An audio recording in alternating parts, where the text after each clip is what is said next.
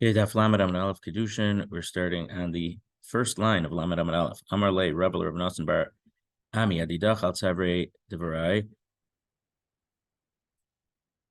So we just said that someone said I would have been I'm better than everyone else because I got married at 16, so I didn't have hair or hair. If I would have gotten it at 14, I could stick my I could poke my, so to speak, poke my finger in the eyes of the Satan. I wouldn't have had taivas.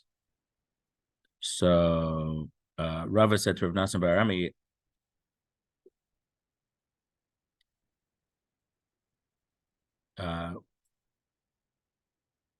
you should be, Rashi says that when your hand is still strong on your son before he grows up and he can't accept your rebuke or reproach, get him married. Mishitz Evriad Esrim Vitarti from 16 to 22. Amri La Mitimni Sreyad Esrim Va'arba. Some say from 18 to 24. So is this arguing the previous Gemara? The previous Gemara said get married before 20. And now this is saying but before 22 or before 24. These are good questions. I don't know the answer. Kitanoi. So we answer, it's like a machlokas tanoim. Chanoch l'nar pidarko. You have to educate a nar al pidarko. So listen. So Rashi says here, different than what we normally say. Normally we say chanoch l'nar al pidarko, that there's different ways to educate, and each kid has his own way that works for him best. But Rashi says here, the way that you want him to be his whole life, that's how you have to start educating him from his young age. And what is the young age? What is the naros? Rabbi Yehuda of Rabbi Nechemiah. One said from 16 to 22, and one said from 18 to 24. So they both agree there's a 6-year window that is very influential. But the machlokas is it from 16 to 22 or 18 to 24? Now, one thing we should also mention about the mission Pirkei Avos has been Shmona Esrei L'chuppah. The Rambam says that when you're in the 18th year, so it should be during age 17. Okay, 2 dots. At Heichon Chayv Ad Lamed is Torah. So at Heichon means to where, but to what extent is a person obligated to teach his son Torah? We should point out that even though the mitzvah is on the son, in Bava Basra, I guess I'm Daf Chav Beis or Chav Daled in the second parak, mentions that Yeshua ben Gamla Zachar Latov, because for people who didn't have fathers, they didn't have anyone to teach them, so he instituted schools. So Yeshua ben Gamla did a very important thing that he was praised very highly for, but really, in theory, the obligation should be on the son. Amar Rav Yehuda, Amar Shmuel. Rav Yehuda Amar Shmuel says, "Kegon Zvulun ben Dan shalimdo avi aviv mikra Mishnah betalmud halachos v'agaros." So Zvulun ben Dan, his father's father, taught him Chumash, Tanakh, and Mishnah, and Talmud, and halachos, and agaros. So basically, what's the extent you have to teach him? You have to teach him everything. That's what this is saying. Meisave, but we'll ask on this. Limdo mikra ein malamdo Mishnah. If you taught him Chumash, you don't have to teach him Mishnah. So V'amar Rava mikra zu Torah, and Rava says mikra means Torah. So you don't have to teach them Torah Shabbat and Torah Shabbat in all its various forms. So we answer Kizvulan ben Dan, below Kizvulan ben Dan, partially like Zulun ben Dan and partially not like Zulun ben Dan. Kizvulan ben Dan shalim do avi aviv. So the extent of teaching Torah is you don't always have to teach your son, you also have to teach your grandson. Like Zvulun ben Dan's paternal grandfather taught him Torah. Because also Zvulun ben Dan's grandfather taught him everything. And this brisa is only Chumash.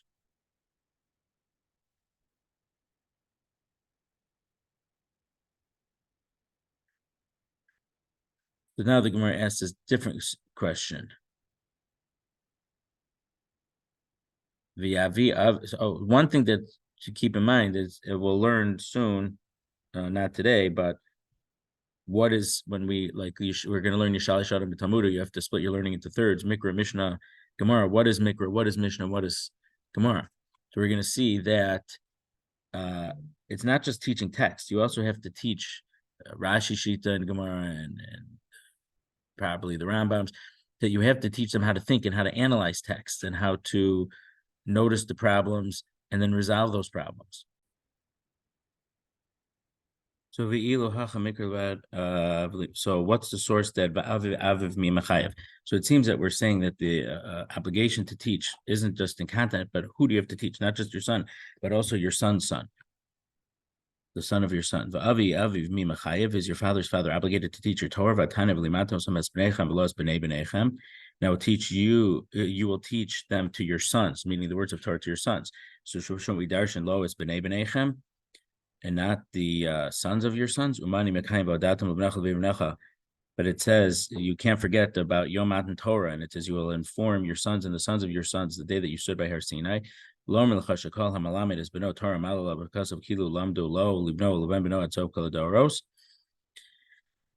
that teaches us whoever teaches your son Torah, it's as if you taught him and his son and his descendants until all generations.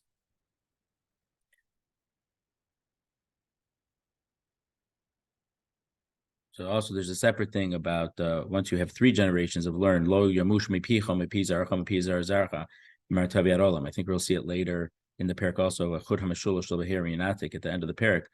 But also in Uval Tzion, there's a special thing. If 3 generations consecutive have Torah, the Torah is going to stay in the family. So we answer who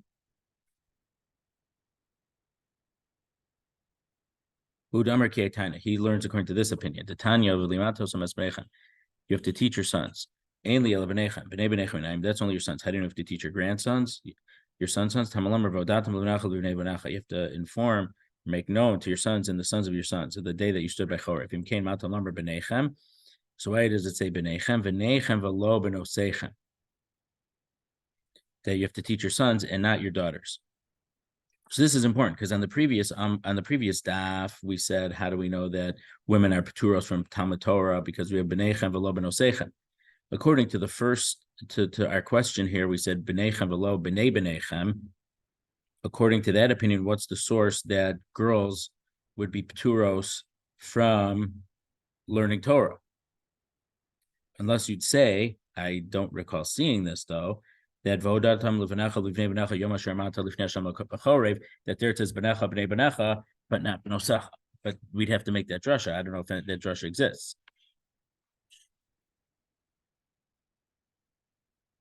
Rabbi Shua ben Levi, call him Alemidas ben Beno Torah, Malav Yosef Kilo Kibla Meher Sinai. Rabbi Shua ben Levi says, whoever teaches his son's son Torah, it's as if he accepted it from Har Sinai. But who's the he? Is it that the grandson got it from Har Sinai, or is it you, the grandfather who's teaching it, accepted the Torah from Har Sinai?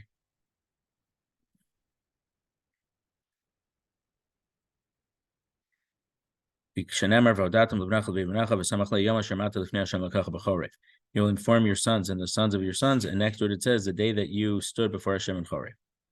Rabbi Chia ben Abba Ashkechel Rabbi Shua ben Levi Deshare Disna Arei Sheva Kamamti Leli Anuke Levnei Knishta.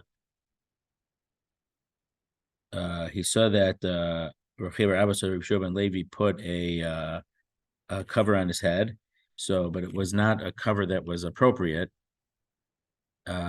He just basically, instead of putting on his regular kerchief or whatever he wore on his head, he just put on something just to have a covering, and he took his little boy to the Beit Knishta. So there is a Gersa change to the Beit Medrash, the Beit Medrasha. That wasn't to show, but it was to the base Medrash to learn. Amarle Maikuli Hai. So why are you in such a rush that you're not dressing properly before you're going to take him? You're in such a rush, and Rashi says you're not wearing your proper head covering. Amarle Mizutar. Is it such a small thing? Because when you're informing your son about Choref, it's as if you're going to Har Sinai. So he was very motivated and in a rush to do it properly, to get him to learn. Abba mikan ve'elach Reb Chia bar Abba lo time umtza ad demikra li'anuko. So because of that, Reb Chia bar Abba was influenced, and he wouldn't eat until he taught his son Torah for the morning in the morning, umosve. And so Rashi says, and this is an important thing about learning, he reviewed what they did the day before, and he taught him one more pasuk first. So Demikra Liyanuka, according to Rashi, is they read what they had learned before. Umosva, he added a pasuk. So it's important because of two things. One is that when you learn, you really need to review what you already learned, but also the idea of review without adding anything isn't enough either. Rabba bar Huna lo time umta demaisa nukla be midrasha. Rabba bar Huna didn't eat until he brought the kids to the school to learn Torah. Amar of Safar Mishum Yeshua ben Chanina. Chananya ma'id iksi v'shinantam v'v'nacha. You will teach your sons, but the word v'shinantam, it doesn't say v'limadatam. Atrik v'shinantam ela v'shilashtam. So the word shinantam, you could say, is from the word shnayim, twice. So don't interpret it shinantam, review it twice, ela v'shilashtam. You should, or not just twice, but you should split into thirds. Liolam Yeshalish Adam Shnosav Shlish B'Mikra Shlish B'Mishnah Shlish B'Talmud. You should split up your years, a third learning Mikra, a third learning Mishnah, and a third learning Talmud. Then where it says Miyodea Kamachai, but you don't know how long you're going to live. So Lo Tzricha Liyaomi. So the answer is you split up your days. So Rashi says you split the days of the week. So 2 days, 2 days, 2 days, and then I guess Shabbos is Chazar, or you can do whatever you want. According to the Rambam, I believe you literally split the day. I think the Rambam says, if you learn 9 hours, you should spend 3 hours in Chumash, 3 hours in Mishnah, 3 hours in Gemara. Rabbeinu Tam holds that Talmud Bavli is related to the word Balul, mixed up. So because Talmud Bavli has Mikra, Mishnah, it has Psukim and Mishnah and Gemara all together. So you learn Talmud Bavli and you're exempt. And he brings from the Seder of Amram Gon that's why every day we say Berachas Torah, we say Psukim, we say Berachas Kohanim, then we say Mishnah, Elu Dorm Shein Lem Shior, and in davening we say the Bryce of Rabbi Shmuel, because according to that, the Bryce of Rabbi Shmuel is Gemara. So that is holding if Gemara is a certain text of Torah Shebaal Peh. Mishnah is one type of text of Torah Shebaal Peh, and Gemara is a different type of Torah Shebaal Peh. But Rashi and the Rambam hold that Gemara is so that Mishnah would be the text of Torah Shebaal Peh, and Gemara is, according to Rashi, it's ways of when you have Mishnayos that contradict each other, you have to resolve them. So it's Gemara is a way of thinking. So according to Rashi and the Rambam, you would spend 2 days learning Mikra, 2 days learning Mishnah, and then 2 days trying to analyze the Mishnayos and make everything fit.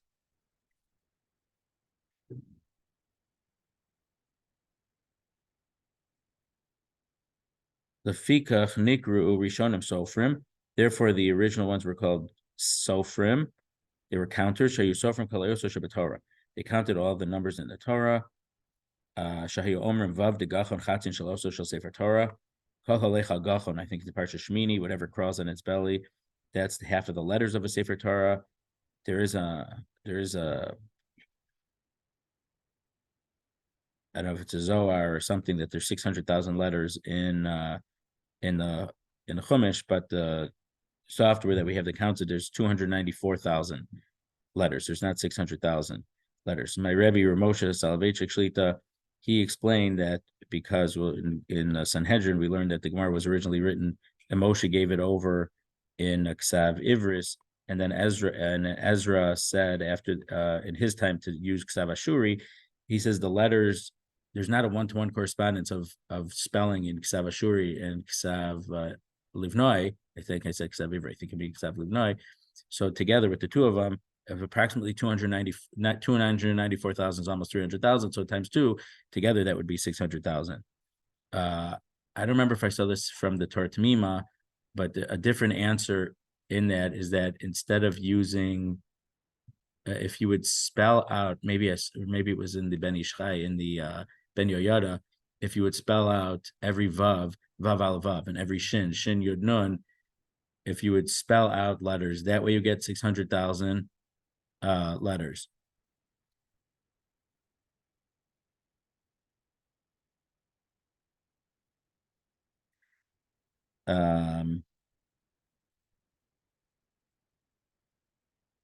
Darosh Darash. Moshe was saying, "Where's the chatos?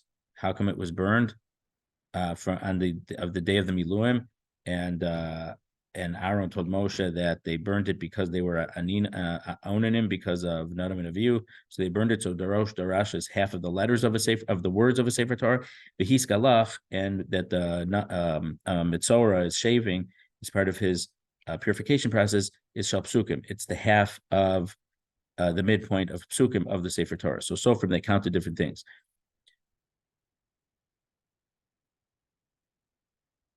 And Tosos points out from the Yerushalmi that they also made important numbers to remember things by, like there's 39 malachos, or 4 categories of neziking and things like that. So making numbers as mnemonics, Tosos includes that in this, why they were called sofer, not just for counting, but for making, I guess, numerical mnemonics. Okay,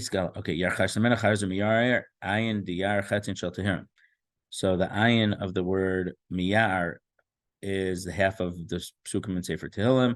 Is the middle letter of Tehillim.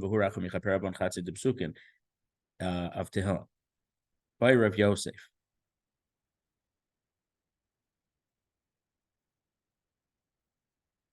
And why Tehillim would be similar to Chumash, we'll see a little bit later, not today, but certain schos for learning Sefer Tehillim are also going to learn that, according to Tosfos, the Tehillim was split up into 5 books. So I guess it's more to have one book, you might know the letters, but when you have the middle of 5 books, it's not as easy. So they had to calculate that. That might be why Tehillim and Chumash, Chamisha Chumshei Torah, are mentioned like that over here. Rav Yosef, Rav Yosef asked, is the Vav of Gachon from this half or that half? Amarle Nasi Sefer Torah v'Emninhu. Let's get a Sefer Torah and count. Mila Amar Rabba Barachana Lozozu Mishama Chevi Sefer Torah Benun. So Rabbi Barachana said they didn't move from there until they brought a Sefer Torah, and they also counted. Now, if it's the middle, it would be the middle from the front and the back. So what's he asking over here? I don't know.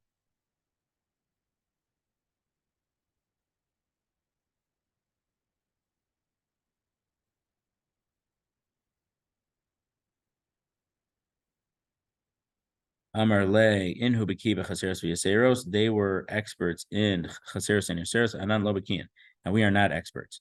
So, for example, sometimes a plural word has an extra vav in it, and sometimes it doesn't, or a yod or not a yod.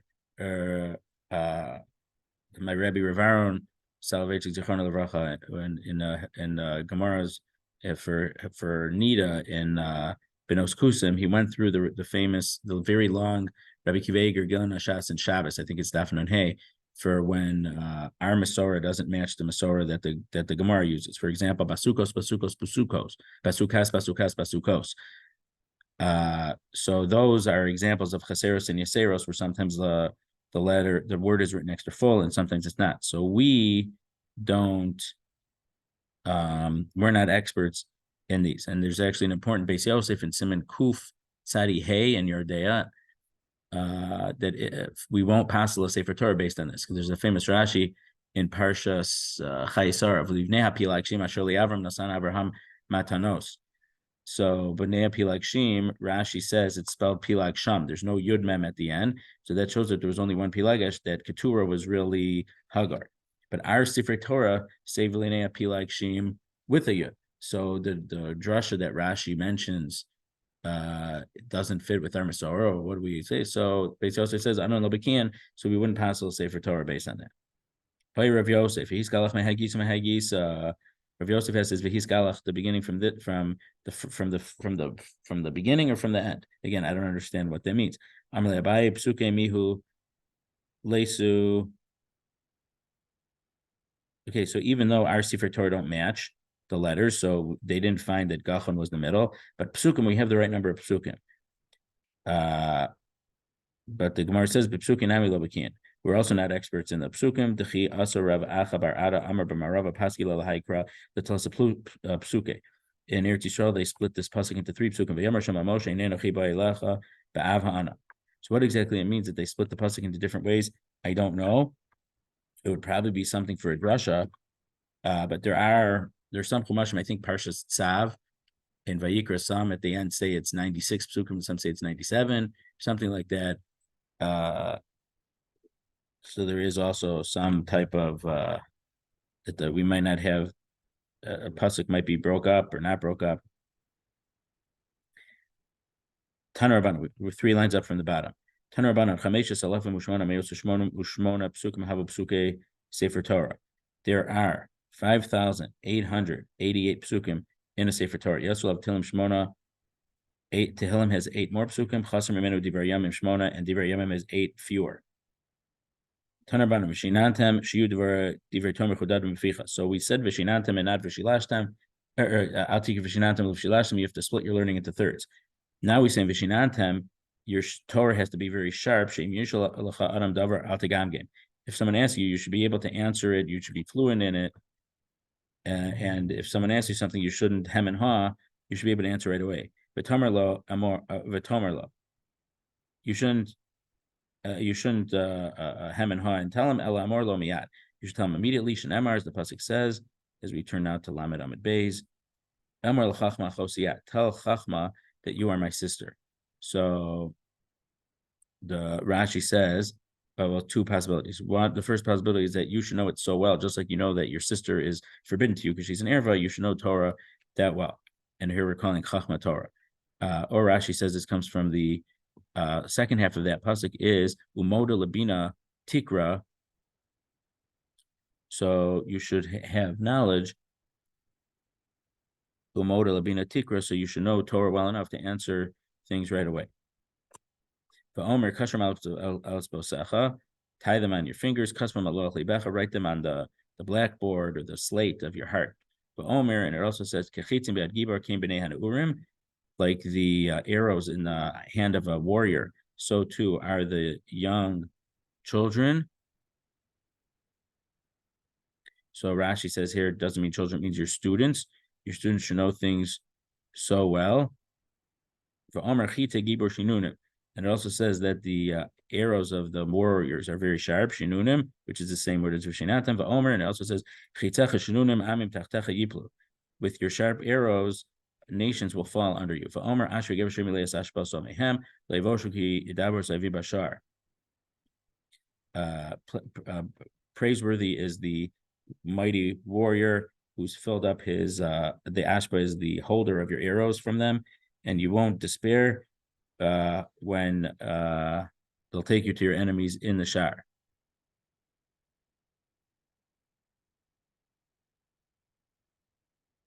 So what exactly, we have 5 or psukim over here to say that you have to answer them very quickly. I don't know, unless it's saying that the same way that an arrow would travel fast, you should be able to have the an answer to a Torah question fast, and you have to teach your kids. So my Esavim Bashar, what does the pasuk mean when it says the enemies in the gate? Amar Rav Chia bar Abba, Filo Avavno, Harav Tamido, Shoskim Mitar Bashar, Ach Echad, Bashar Echad, Nasem Oivim Zazah, Ve'enum Zazim Misham, Nasem Ovim Zazah.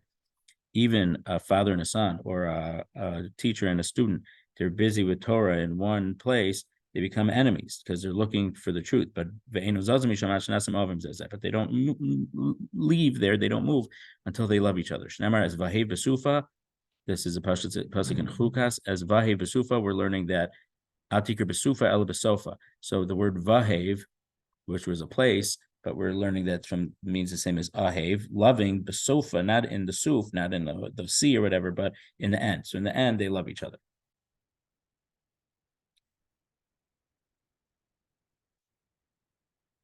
The full pasuk there is Alkeni Amar B'Sefer Melchamos Hashem. It's written in the Sefer Melchamos Hashem as Vahev Besufa v'Sanchalim Arnon. So the drasha is that Sefer Melchamos Hashem isn't a book about wars. in the time of the Midbar and Yoshua, but it's talking about when you're fighting wars of Hashem and learning in Torah. So you're fighting wars and you hate it, and there's animosity or antagonism as the battles being fought, but at the end they'll love each other. That's the drasha. 2 dots. Tanar Rabbanim Nasantam Sam Tam. So a perfect balm. Nimshla Torah Kasam Chayim. So the Torah is compared to, sometimes tam means simple, sometimes it means perfect. Here it means perfect. The Torah is considered to a balm, a medicine of life. Mashal Adam Shikas Beno Makagedola, B'niachla Retiel Makaso. So if a father gave a son a big patch, and then he put some type of balm over it. So there's Gemara and Makos in the second parak, the mitzvah to hit the kid when you're teaching him and this and that. Whether it applies today, probably not. But he had to hit the kid, but he puts medicine on the kids. As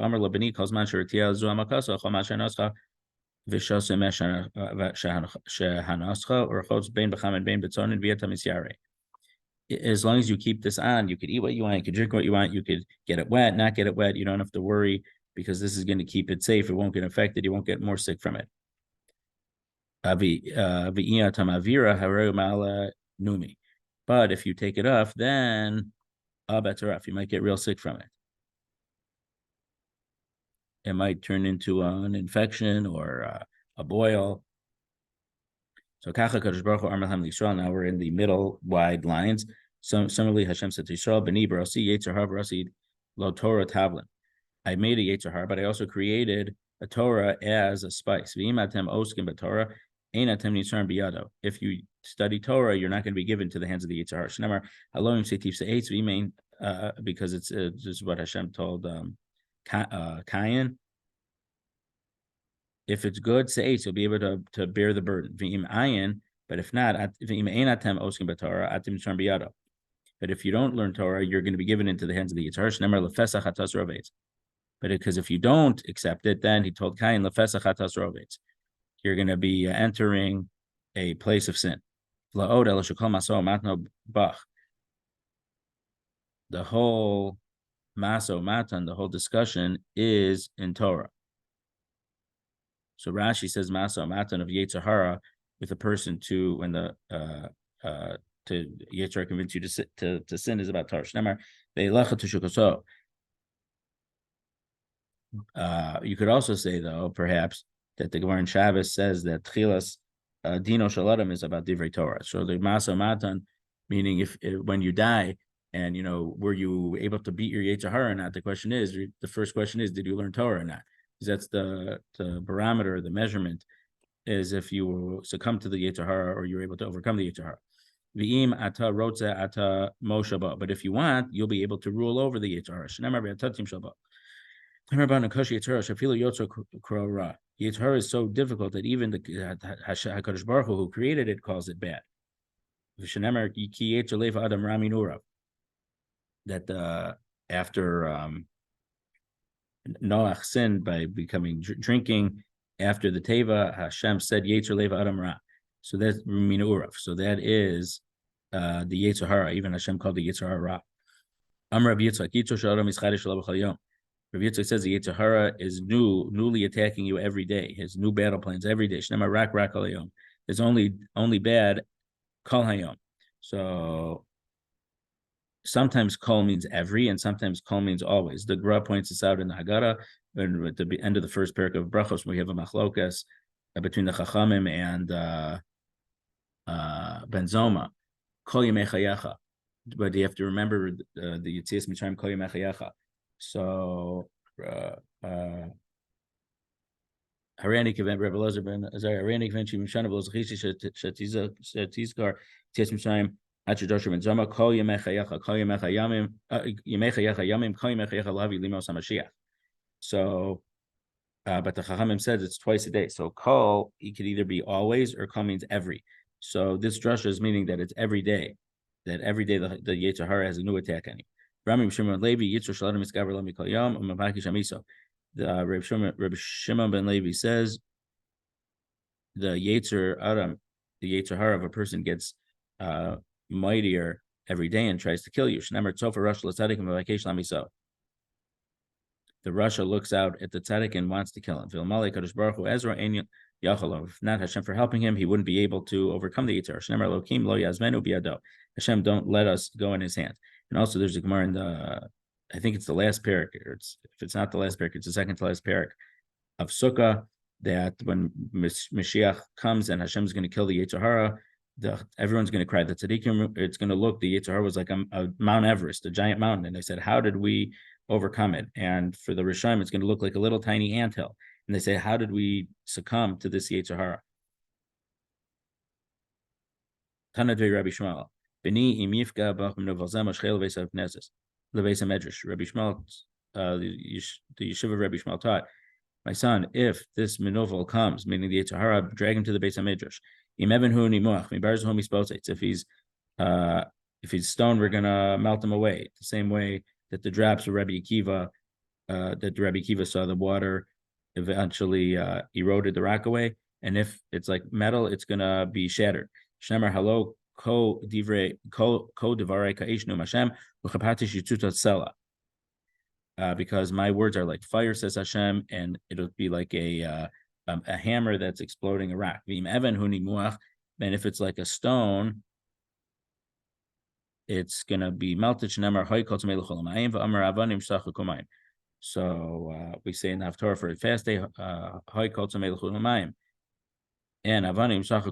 so the water will erode away the rock. So a father now, two dots, has an obligation to marry off his son.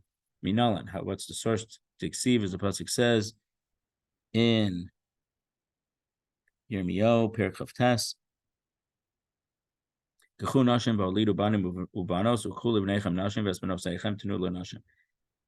Take wives, give birth to sons and daughters. Take for your sons wives, and your daughters you should give to men. So meaning for your son, you could find someone and say marry him. But for your daughters at biyado, someone has to agree to marry her. This is what he was saying. Give her things and nice clothes and property that men will be in a big rush to marry your daughters. So it's true that the fact that someone needs to want to marry your daughter, but put her in a situation where she will be desirable and men will court her to marry her. Two dots. Lamda umnos. You have to teach your kid a trade. Minalan. How do we know this? Amar Chizkiya, the Amar Krak Rachaim Imisha Sharhafta. See life with the wife that you love. So Imisha Mamish, he Kashem Shachayv Lasericho Kacha Chayva Umno. So if it literally means with the wife, so just like you have to marry off your son, you also have to teach him a trade. In Torah, and if Isha is a allegory for Torah, just like you have to teach your son Torah, you have to teach them a trade. To swim, to keep him alive. So I guess in those places, or in that place, in that time, there was enough water around that if you wouldn't know how to swim, you wouldn't really be able to survive. Rabbi Yehuda Omer Kol Shein Melamdo Umnos Melamdo Listos. Listos Hakadaitach Elokilim Damdo Listos. So it's not that you literally taught him listos, but it's as if you taught him. We said that before on the previous staff. If he doesn't have a trade, he's going to steal. So my benaihu, what's machlokas? If you didn't teaching a trade versus Rabbi Yehuda said not teaching a trade. So ikimenaihu da'agmar iska. If you taught him business, you taught him how to negotiate or flip things. So Rashi says, if you only taught him about merchandise, according to Tanakama, you taught him a way to have a life. But according to Rabbi Yehuda, because he doesn't actually have a trade, if he doesn't have anything to deal with, to flip or whatever, how's he going to make money? So just to teach him how to do business isn't enough. It'd have to be a trade according to Rabbi Yehuda. Okay, second very wide line, two dots at the end. Kol mitzvah ben ha'aval ben. My call. Mitzvah aval ben. What does this mean? From the previous Gemara, we could figure this out. If this is any mitzvah that a father has to do for his son, are women obligated in that? Do so. A father is obligated to circumcise his son and to redeem his son if he's firstborn. So father yes, mother no. So we can't say that women are obligated if it's what the parent has to do for the kid. Rav Yehuda, Hachikamar Kol Mitzvos Av Hamutas Alabein Lasos La'avit. If it's something for the father that a son has to do, so both sons and daughters, boys and girls, are obligated to do. Tanina Lehuda Tanar Rabbanan, and this fits in with the following brisa: Ish, Ainli Ish, Isha Minayin. So we know that a man has to fear his father. Ishim Avev Tiro, Kishuamar Tiro Harekan Shnaim. But Tiro is plural, so that is plural. So therefore, it's not just a man, but also Nekeva, women also have to honor their parents. So obligation to the parents is for the sons and daughters. Im came out to Ish. So why does it say Ish if it comes to include Nashim also? Ish sipa b'gadolasos, Ish ain't sipa b'gadolasos, shusha cherem aleha. The son can do it, a daughter can't, because when she gets married, she can't necessarily take care of her parents because she has her husband to take care of first. And so Ish is doesn't have any blockages that's preventing them from doing the mitzvahs for the father. There's an economic historian, Carlo Sapoda, I think it was Italian, and he says that in the old days, people wanted big families because you'd have more, especially boys, because then your sons would take care of you when you got old. Amravidi Barav and Amarav, Nisgarsha Shneim Shab. But if the daughter got divorced, then she's equal footing with her brother to take care of the parents. For Kibbut Avayim and Morav. Tanarabana, Namar Kiyat Kabit Sivichasemecha, Namar Kabit Sohem Mehoncha. One pasuk says, honor your father, your mother. Other pasuk says, honor Hashem from your wealth. Hishra Kasu Bekavarav Lekvar Amakam. So the Torah equates Kibbut Avayim and Kibbut Hamakam. Namar Ishim Aviv Tirov, and Namar Sashem Kachatirov, Yosef Savod. One pasuk says, a man must fear his father and his mother, and another pasuk says, Hashem Lekachatira, you have to fear Hashem your God. Yosef Savod and serve him. Hishra Kasu Moras Avayim Lamaras Hamakam. So the Torah equates fearing your parents with fearing God. Namar Mekala Ava Ve'ima Mosi Masma, Namar Ishki Havano Sachato, Ishwa Kasa Berchaz Av Leveim Leberchaz Hamakam. If you curse your parents, you get put to death, and if a person with Chas V'Shalom curse Hashem, and he will also be put to death. So the Torah equates cursing Chas V'Shalom your parents with cursing Chas V'Shalom HaKadosh Baruch Hu. But there's a pasuk against hitting your parents or drawing blood from your parents, but you can't say that about Hashem also, because Hashem has no body. So there is no Hakah Shaykh to HaKadosh Baruch Hu. V'chein b'din shlashim shutfin bo. And also in the din, there are three partners, v'chein b'din,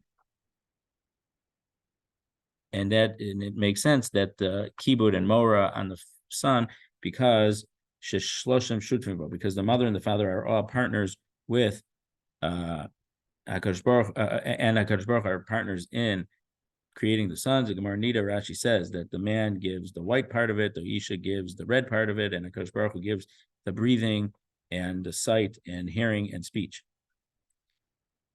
Tanar Rabbanan Shlosh Shvutim Rehim Ba'adam HaKadosh Baruch Hu B'Ava V'Imo Bizman She'adam Achabed Asava V'Yasima HaKadosh Baruch Hu Malach Anilechem Kilu Darti B'Nechem V'Chibduni. There's three partners with Hashem. There's three partners with a man, Hashem, and the father and the mother. When a person is honoring his father and mother, Hashem says, I am as if living with you, and he's also honoring me. Tanya, Rabbi Amar Galivia Dilifnimi Shemay Galam Shabin. Okay, we'll leave it here. The last line of Lamed Amid Beis.